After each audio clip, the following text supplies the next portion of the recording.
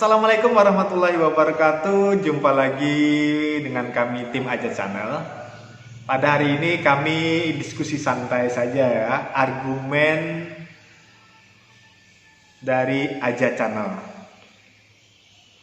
Mungkin kita di mana-mana sering mendengar fatwa-fatwa dari orang tua kita dulu. Bagi kita yang kelahiran mungkin sekitar tahun 80-an, 90-an itu masih mendengar fatwa-fatwa dari orang tua kita. Nah, pada hari ini saya mewakili tim Aja Channel berbagi pengalaman orang tua dulu dan pesan-pesan dari orang tua dulu yang kami anggap ini tidak boleh hilang. Kami anggap ini adalah sebuah warisan yang harus kita renungkan lagi, kita pikirkan dan kita terapkan di dalam kehidupan generasi kita pada saat ini dan generasi kedepannya. Apa itu? Nah, di sini kami menyampaikan atau berbagi pengalaman yang sudah saya dapatkan. Mungkin saudara-saudara juga pernah mendapatkan ini di rumah saudara-saudara, ataupun pengalaman yang baik ini didapatkan dari orang tua-tua yang dulu atau tertua dulu ya, tertua dulu. Nah, di sini saya akan menyampaikan untuk generasi jangan sampai dibiarkan memiliki 3 sifat ong. Apa maksudnya? 3 sifat ong itu ketika kita membiarkan dan kita tidak melakukan tindakan terhadap 3 sifat ong ini, maka generasi kita bisa dikatakan generasi yang nantinya tidak bisa menjadi andalan, bahkan bisa menjadi generasi yang merusak tatanan dalam kehidupan kita, baik itu dalam keluarga ataupun bahkan dalam tatanan sebuah negara. Ong apa? Mungkin penasaran ya, ong apa? 3 ong. Langsung saja, ong yang pertama itu jangan sampai bohong. Bohong. Nah, kalau sifat bohong ini kita biarkan di generasi kita atau di anak-anak kita, maka itu akan menjadi sebuah kebiasaan yang nantinya bisa membawa mereka ke suatu keadaan yang merugikan, baik merugikan diri sendiri ataupun merugikan orang lain, bahkan bisa merugikan orang terdekatnya, keluarganya. Ketika bohong ini dipelihara dan bohong ini dibiarkan oleh orang tua, kebiasaan ini adalah kebiasaan dari kecil. Ketika dia dari kecil, biasanya itu terbentuknya tanpa kita sadari, baik itu dari lingkungan ataupun terbentuk dari kebiasaan dia sendiri. Tanpa melalui proses yang diajarkan oleh orang tua, biasanya anak bisa terjadi seperti itu. Jadi bagaimana? Kita kontrol, kita berikan nasihat, kita berikan tindakan agar itu tidak menjadi kebiasaan atau sifat yang nantinya bisa terpatri, bisa kekal di dirinya menjadi sebuah kebiasaan buruk. Ingat, sifat bohong. Bohong itu akan merusak tatanan nantinya di dalam sebuah kehidupan. Itu ong yang pertama. Berikutnya, ong yang kedua. Ong kedua adalah nyolong. Jangan sampai anak kita dibiasakan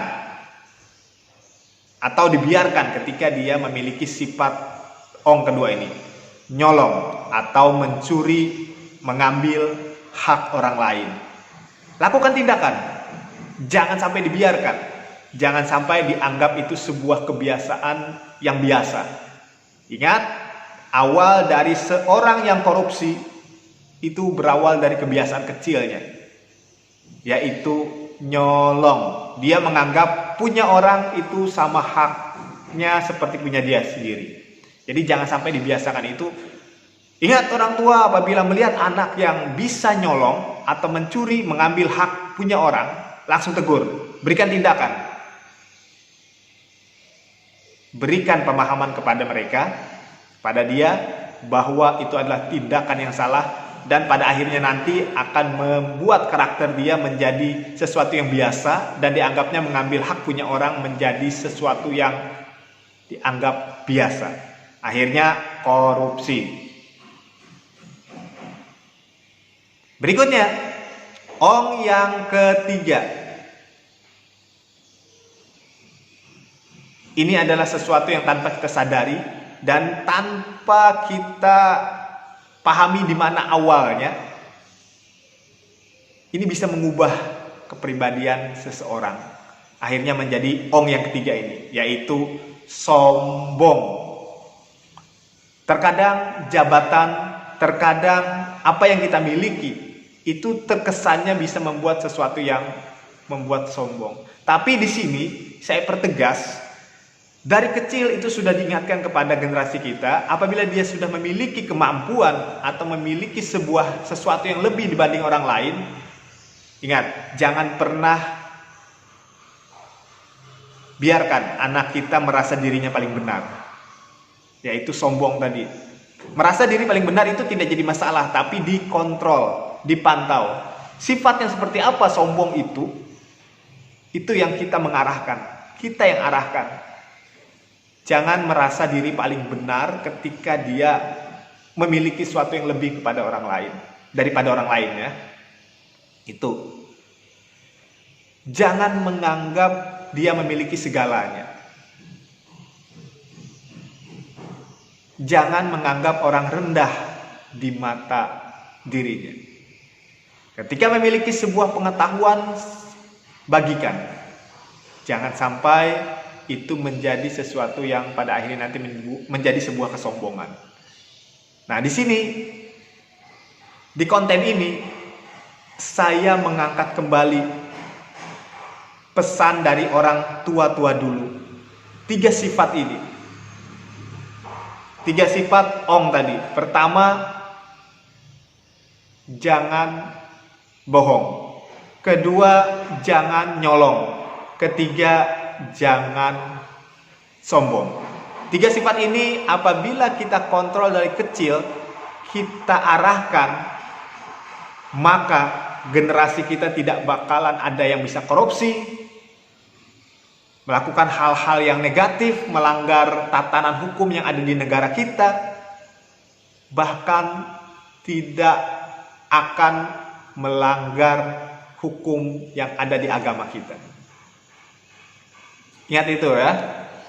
Jadi kita mulai sekarang ingatkan generasi kita jangan sampai memiliki 3 sifat ong ini, dan kita sebagai orang tua jangan sampai membiarkan anak kita memiliki dan mempertahankan 3 sifat ong ini.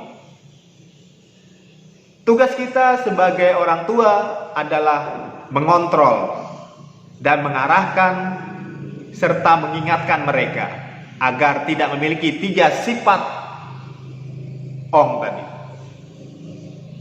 Mungkin itu saja yang bisa kami bagikan pada hari ini. Semoga ini bisa bermanfaat dan bisa menjadi pengingat kita sebagai orang tua agar tetap memantau generasi kita supaya tidak memiliki dan mempertahankan 3 sifat ong tadi. Itu saja yang bisa kami bagikan pada hari ini. Semoga konten ini bisa bermanfaat dan bisa menjadi inspirasi seluruh orang tua, termasuk saya sendiri. Terima kasih kepada orang tua dulu yang sudah mengingatkan. Ingat, ketika kita tidak memelihara 3 sifat ini, dan kita bisa mengarahkannya ke hal yang positif, insya Allah kita bekerja dimanapun orang akan percaya dengan kita, dan akan membuat kita menjadi orang yang berkualitas. Cukup sekian, akhir kata, ingat selalu berpikiran positif dan selalu bersyukur. Assalamualaikum warahmatullahi wabarakatuh. Dah.